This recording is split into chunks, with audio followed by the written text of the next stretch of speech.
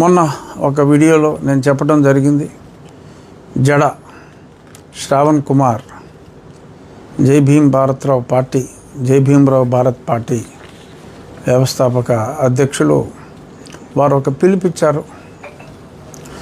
మొత్తం ఆంధ్రప్రదేశ్లో ఉన్న అన్ని పోలీస్ స్టేషన్లో నా మీద ఒక కంప్లైంట్ ఆయనే తయారు చేసి, మీరందరూ ప్రతి పోలీస్ స్టేషన్లో ఈ కంప్లైంట్ ఇవ్వండి, కొన్ని వేల ఎఫ్ఐఆర్లు మనం కట్టాలి, పోలీస్ స్టేషన్లో కట్టకపోతే ఎస్పీ దగ్గరికి వెళ్ళండి, అయినా కట్టకపోతే మేజిస్ట్రేట్ దగ్గరికి వెళ్ళండి, అప్పుడు నా దగ్గరికి రండి, నేను ఒక బుద్ధి ఒక గుణపాఠం చెప్పాలనుకుంటున్నానని ఆయన చెప్పడం జరిగింది.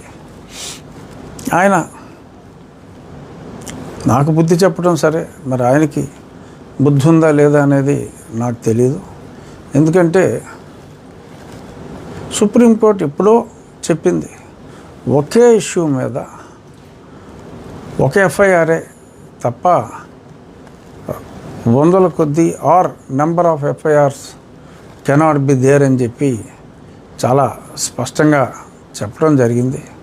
అయినప్పటికీ ఒక కుట్రపూరితంగా ఒక కంప్లైంట్ని ప్రిస్క్రైబ్ చేసి రాష్ట్రం అంతా అదే కంప్లైంట్ ఇవ్వాలి అని చెప్పి మతాల మధ్య లేని వైషమ్యాల్ని, కులాల మధ్య లేని వైషమ్యాల్ని, కేవలం నేను రాజ్యాంగాన్ని అనుసరించండి, మీరు మార్చడానికి చేసే ప్రయత్నం వలన తప్పు లేదు, కానీ ఆ రాజ్యాంగాన్ని మార్చే వరకు అనుసరించవలసిన బాధ్యత మన మీద ఉంది అని చెప్పి రాజ్యాంగం మీద గౌరవంతో, చట్టం మీద గౌరవంతో నేను 4 మాటలు మంచి మాటలు చెప్తే విద్వేషాలు సృష్టించటానికి నేను చేశానని మాట్లాడుతూ కల్పితంగా విద్వేషాలు బారు సృష్టించటానికి ప్రయత్నం చేస్తున్నట్టుగా ఆ సింగిల్ కంప్లైంట్ని అందరూని ఇవ్వమంటం ద్వారా చాలా స్పష్టంగా అర్థమైంది. ఇదే కుట్రని నేను విశదీకరిస్తూ టీజీపీ గారికి లేఖ ద్వారా తెలియజేశాను.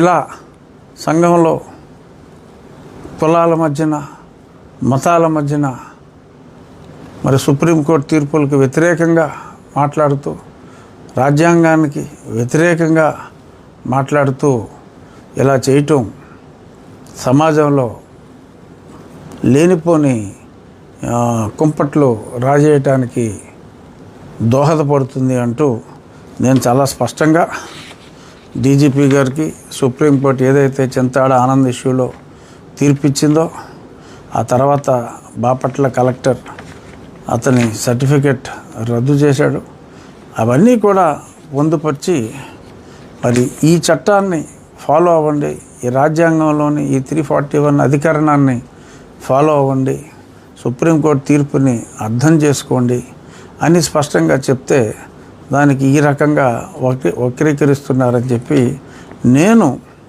ఎందుకంటే నన్ను నా రాజ్యాంగబద్ధ పదవిలో ఉంటూ ఇలా మాట్లాడాడు అని చెప్పి వక్రీకరించినందువల్ల నేను యాజ్ ఎ డిప్యూటీ స్పీకరే ఒక కంప్లైంట్ నిన్న పంపించడం జరిగింది. అది నేను నిన్న సోషల్ మీడియాలో కూడా రిలీజ్ చేశాను. జస్ట్ ఊరికే